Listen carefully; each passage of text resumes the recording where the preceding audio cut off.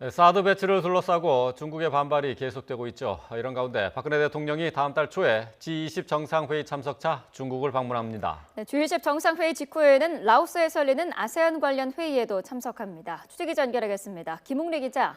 네, 정화대 춘추관입니다. 네, 박근혜 대통령이 중국에서 열리는 G20 정상회의에 참석한다고요?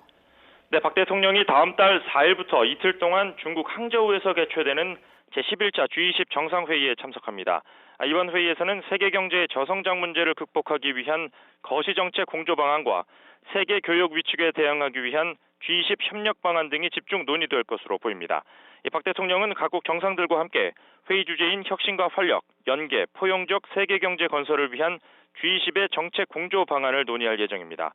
또 우리 경제에 영향을 미치는 글로벌 현안 문제에 대한 입장도 밝힐 예정입니다. 박 대통령의 이번 중국 방문이 특히 주목을 받는 이유는 아무래도 이 사드 배치를 둘러싼 중국의 반발이 계속되고 있기 때문인데요. 앞서 그제 외교부 대변인이 정례 브리핑에서 밝힌 대로 아직 양자 차원의 회담 일정은 정해진 게 없는 것으로 알려졌지만 어떤 방식으로든 시진핑 주석과 만날 기회가 있는 만큼 관련 대화가 오갈지에 관심이 집중되고 있습니다. 네, 다음 달 4일 G20 정상회의 앞뒤로 다른 일정도 있다고요. 그렇습니다. 우선 이미 알려진 대로 다음 달 2일 푸틴 러시아 대통령의 초청으로 러시아를 방문합니다. 박 대통령은 먼저 블라디보스토크에서 열리는 동방경제포럼에 주빈 자격으로 참석해 기조연설을 하고 극동지역 개발과 이를 위한 국제협력의 필요성을 강조할 예정입니다. 푸틴 러시아 대통령과의 정상회담도 예정돼 있습니다.